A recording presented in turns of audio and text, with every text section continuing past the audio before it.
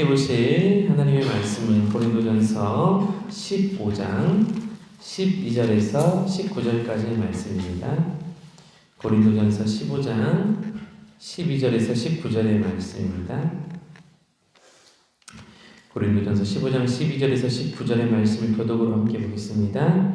그리스도께서 죽은 자 가운데에서 다시 살아나셨다 전파되었거늘 너희 중에서 어떤 사람들은 어찌하여 죽은 자 가운데에서 부활이 없다 하느냐.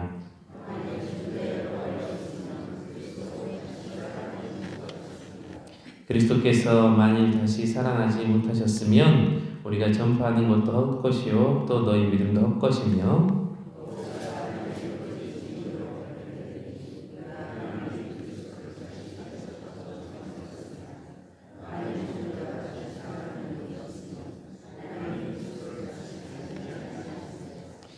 만일 죽은 자가 다시 살아나는 일이 없으면 그리스도도 다시 살아나신 일이 없을 터요.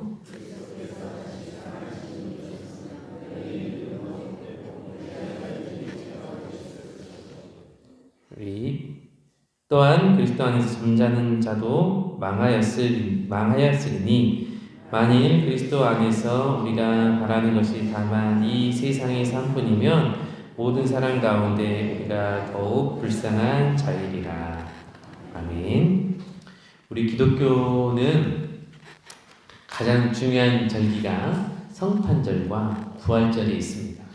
예수님의 나심에 대해서 함께 기뻐하고 또한 예수님께서 십자가에 못 박혀 죽으시고 다시 살아나신 것을 우리 기독교 교리에서는 가장 중요한 절기로 지키고 있죠. 예수님은 고난 중에 십자가를 지시고 십자가에 못 박혀 죽으셨습니다. 거기까지는 우리가 사순절과 고난주간으로 또 성금요일로 함께 보내면서 예수님의 그 고난과 죽으심에 대해서 함께 묵상하고 동참하면서 예수님의 그 십자가의 길을 따르는 믿음의 신앙을 우리가 본받으려 합니다. 그런데 성경과 예수님의 이야기는 그 십자가의 메시지는 그 죽음에서 끝나지 않습니다. 이제 부활이라는 하나님의 생명의 권능과 능력으로 우리에게 다시금 소망을 주시는 메시지로 말씀을 주시는 것이죠. 고난 가운데 십자가의 죽으심 그리고 거기에서 끝나는 것이 아니라 부활의 소망을 우리에게 다시 한번 말씀하시면서 기독교의 참 진리는 고난만 있는 것이 아니라 생명과 희망과 생명에 있다라는 분명한 메시지를 우리에게 던져주고 있습니다. 우리가 예수님을 믿고 따르는 길이 십자가의 길이죠. 많은 사람들이 가지 않고 협착하고 때로는 많은 사람들이 포기하는 길이고 가지 않는 길임을 성경은 말씀해주고 있습니다. 우리가 그 고난의 길을 가는 거예요.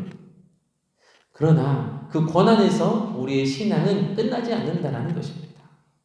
하나님은 예수님의 사랑은 우리를 그 고난의 끝자락에서 생명으로, 희망으로, 소망으로, 부활로 우리에게 말씀을 하시는 것입니다.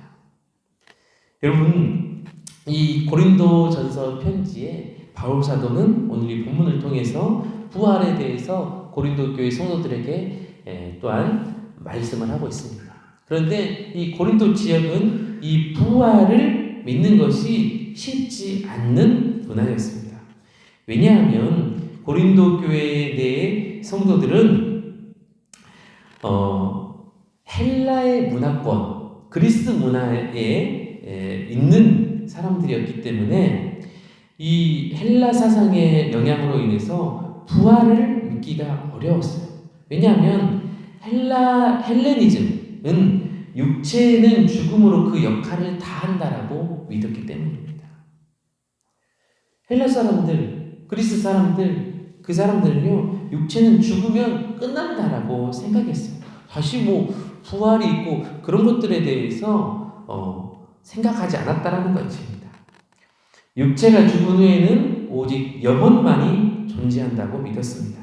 그리고 사람이 살아있을 때에는 영혼이 육체 안에 갇혀 있는데 육체가 죽음으로써 육체 안에 갇혀있던 영혼이 마치 감옥에서 출소한 것처럼 자유로워진다라고 믿었습니다. 이러한 사상은 당시에 고린도 지역의 상식으로 통할 정도로 널리 알려져 있었습니다.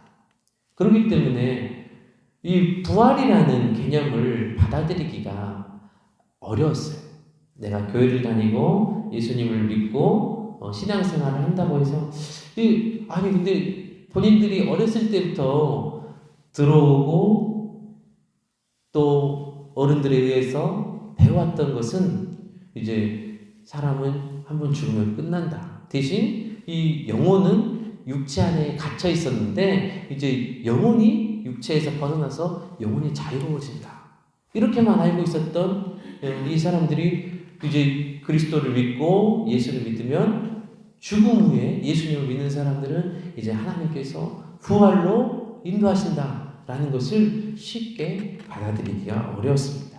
그렇기 때문에 오늘 바울 사도는 이 부활의 중요성에 대해서 굉장히 중요하게 말씀하고 있어요. 이 12절 보면 그리스도께서 죽은 자 가운데에서 다시 살아나셨다 전파되었거늘 너희 중에서 어떤 사람들은 어찌하여 죽은 자 가운데서 부활이 없다 하느냐. 앞서 설명드린 것처럼 이 헬레니즘의 문화에서는 그렇게 부활을 인정하지 않았기 때문에 부활이 없다라고 믿고 말하고 생각을 했다라는 거예요. 그렇지만 바울 사도는 13절에 만일 죽은 자의 부활이 없으면 그리스도도 다시 살아나지 못하셨으리라. 이 그리스도는 부활하셨기 때문에 죽은 자의 부활이 없으면 그리스도도 살아나지 못하게 된 것이 된다 라고 말하고 있는 거예요.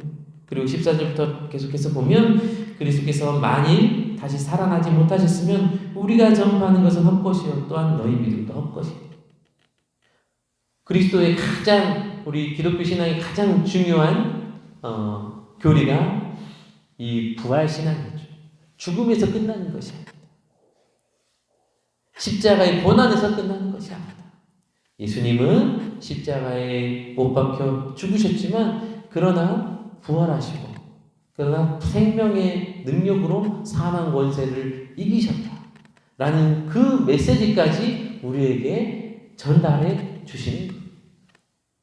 여러분 구약에서도 마찬가지 사상입니다. 성경은 이 이스라엘 백성들이 출애굽을 하고 얼마나 고난스러웠어요. 40년을 이 고난의 이 광야 생활을 하였지 않습니까? 그러나 그 고난에서 끝이 아니에요. 힘들고 끝나는 것이 아닙니다. 하나님은 이 이스라엘 백성들에게 40년의 광야 생활 후에 젖과 꿀이 흐르는 가나안 땅, 하나님의 약속의 땅을 허락하신 것이죠. 또한 이스라엘의 역사를 보면 아수르의 침공을 받고 바벨론의 침공을 받아서 북이스라엘과 남유다가 망해버려요. 그리고 포로로 잡혀가요.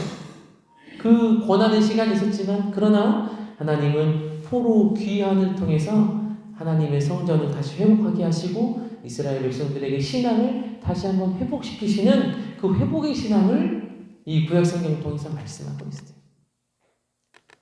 신약에서도 마찬가지죠. 예수님을 믿고 따르는 길이 고난이고 십자가이고 눈물의 길이지만 거기에서 끝나는 것이 아니라 하나님께서 함께 하셔서 부활의 신앙으로 회복의 신앙으로 능력의 신앙으로 사망 권세를 이기는 그런 권능의 신앙으로 말씀하셨습니다.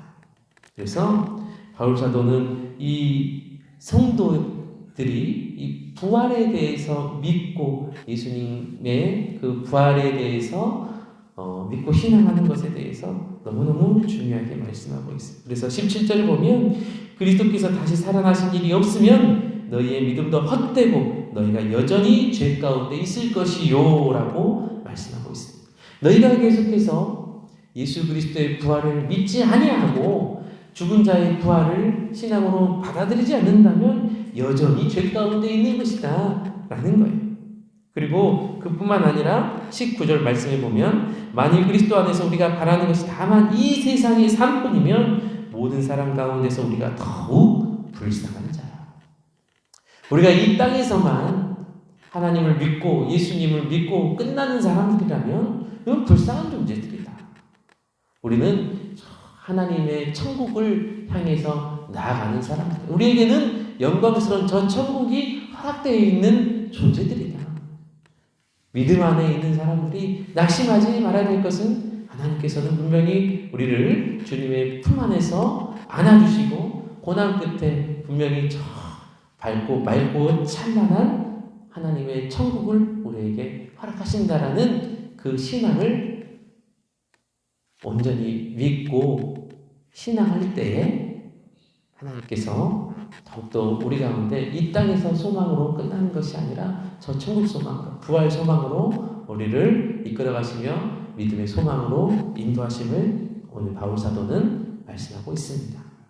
오늘 살아가는 저 여러분도 지금 이 땅에서의 환난과 고난에 눈을 멈추지 마시고 이것을 넘어서게 하시는 하나님의 놀라운 축복과 저 부활의 신앙으로 저 천국을 사모하며 저 본향의 그 천국을 우리가 간절히 사모하는 그런 복된 천국신앙, 부활신앙으로 주님 앞에 나아가는 저 여러분 되기를 간절히 축복합니다. 기도하겠습니다. 사랑의 하나님, 감사합니다. 우리가 하나님을 믿고 예수님의 십자가를 믿고 주님을 신앙하는 것이 그냥 이 땅에서의 끝이 아니라 고난에서 끝이 아니라 하나님께서 허락하신 저 부활 신앙과 저 천국 복음의 능력의 은혜로 우리를 붙들어 주심을 감사를 드립니다.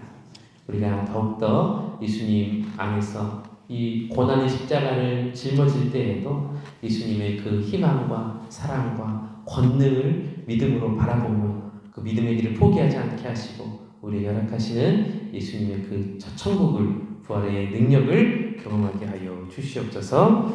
하나님, 우리 성안교회 간절히 기도하는 담임 목사님 청빙에 대해서 간절히 기도하오니 이 새벽의 기도 가운데 하나님께서 응답하시고 함께하여 주셔서 하나님 귀한 담임 목사님 청빙되어 우리 교회가 더욱더 은혜로운 교회로 나가게 하여 주시옵소서. 1,000번째로 드리는 귀한 믿음의 기도 제목이 있사오니 하나님께서 기뻐 받아주시고 응답하여 주시옵소서. 감사드리며 예수님의 이름으로 간절히 기도드립니다. 아멘.